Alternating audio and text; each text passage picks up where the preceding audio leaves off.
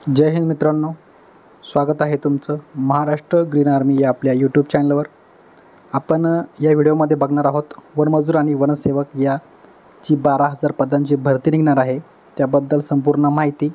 या बाबतीत भरपूर व्हिडिओ खोटे थंबनेल लावून सध्या सोशल मीडियावर मार्केटमध्ये फिरत आहेत, तर संपूर्ण खरी माहिती बघण्यासाठी हा व्हिडिओ शेवटपर्यंत नक्की बघा। नेमकी ही भरती कोणासाठी आहे नेमकी ते आपण यात बघणार आहोत। चला तर मग सुरुवात करूयात। तर बघा मित्रांनो, 12,000 पदांची परमनंट स्थानिक वनमजुरांची भरती करणार या संदर्भात एक वर्तमानपत्रात जाहिरात आली होती आणि वनमंत्र्यांनी सुद्धा यासाठी दुजोरा दिला होता की मार्ग मोकळा झाला म्हणून। तर नेमकी बघा, वनमजूर हे पद नेमकी काय असतं ते आपण पहिले जाणून घेऊया। तर बघा, वन विभागामध्ये भरपूर पद रिकामी आहेत आणि वनमजुरांची भरती अशी काही निघत नसते, पण जे पूर्वी जे वनमजूर भरले होते ते सध्या आता निवृत्त होत आहेत, रिटायर होत आहेत, त्यामुळे नवीन वनमजुरांची गरज भासत आहे। त्यासाठी बघा, तर एका वन विभागात एका वनरक्षकाकडे जवळपास 500 ते 1000 हेक्टरपर्यंत परिसर असतो। कार्यक्षेत्र खूप मोठे असते आणि एवढ्या मोठ्या कार्यक्षेत्रावर लक्ष ठेवण्यासाठी एका सहाय्यकाची गरज असते। एकटा माणूस एवढं नाही ठेवू शकत लक्ष, त्यामुळे एका सहाय्यकाची गरज असते, मदतनीस अशी। तर त्यासाठी वनमजूर हे पद निर्माण केलेलं आहे वन विभागामध्ये।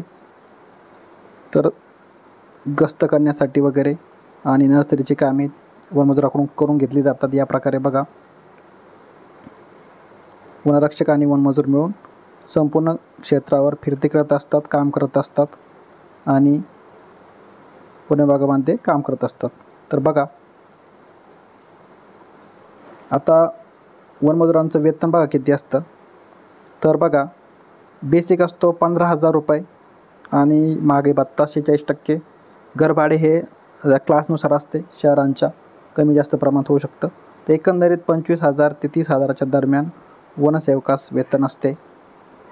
तर बघा, आता सर्वात महत्त्वाचं बघा, 2012मध्ये जी भरती झाली होती वनमजुरांची, तर ती बघा कशा प्रकारे झाली होती की 1994 ते 2004 दरम्यान जे लोक ऑलरेडी वन विभागामध्ये काम करत आहे डेली बेसवर, त्यांना 2012पासून काही अटींच्या शर्तीच्या राहून त्यांना सामावून घेतलं होतं, ठीक आहे।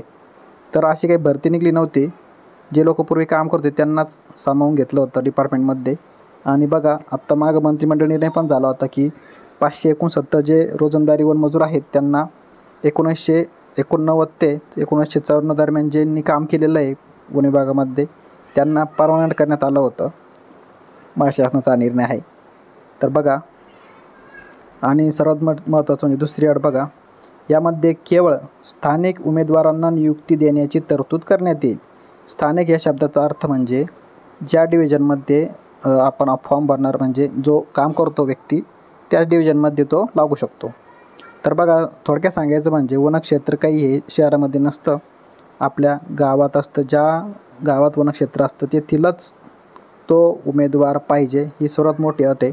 कारण अपडाऊन वगैरे करणं शक्य नसतं, स्थानिक तिथं राहावं लागतं परमनंट। त्यासाठी आपण दुसऱ्या तालुक्यात दुसऱ्या जिल्ह्यात अर्ज करू शकत नाही किंवा काम करू शकत नाही। आणि ही भरती बघा, आता हे सध्या रिकाम्या जागा आहेत महाराष्ट्रामध्ये, आवश्यक असणाऱ्या लागणाऱ्या वनमजुरांची संख्या दिलेली आहे। याची PDF आपण आपल्या टेलिग्राम चॅनलवर टाकलेली आहे, तर बघा, बघून घ्या। आता सर्वात महत्त्वाचं बघा, 25 सप्टेंबर 2024 आता कालच हे पत्र आलेलं आहे वनमजुरांची माहिती सादर करण्याबाबत। तर बघा मित्रांनो, ही भरती आपल्यासारख्या जे लोक पोलीस भरती करतात, जे उमेदवार आहेत नवीन, त्यांच्यासाठी नाही, हे तुम्ही एकदा जाणून घ्या। कारण बघा, आता इथं काय दिलेलं आहे, 1996 ते 2012 दरम्यान जे कार्यरत होते किंवा ज्यांना रोजगार हमी योजनेअंतर्गत कामाला ठेवलं होतं अशा लोकांची माहिती मागवलेली। याचा अर्थ काय होतो की जे लोक पूर्वीपासूनच कामाला आहे रोजाने वगैरे प्रायव्हेटमध्ये, तर त्यांनाच सामावून घेणार आहे। यामध्ये नवीन भरती होणार नाही। जे आपण समजत आहे वनरक्षकसारखी आपण फॉर्म भरू किंवा काही ग्राउंड असेल, पेपर असेल, तर असं काही नाही मित्रांनो। ही भरती म्हणजे जे ऑलरेडी आहेत फॉरेस्ट डिपार्टमेंटमध्ये त्या लोकांनाच यामध्ये सामावून घेणार आहेत. ठीक आहे. त्यामुळे जे यूट्यूबवर खोटे व्हिडिओ आहेत, थंबनेल लावून बनवत आहेत, तर त्यावर लक्ष देऊ नका.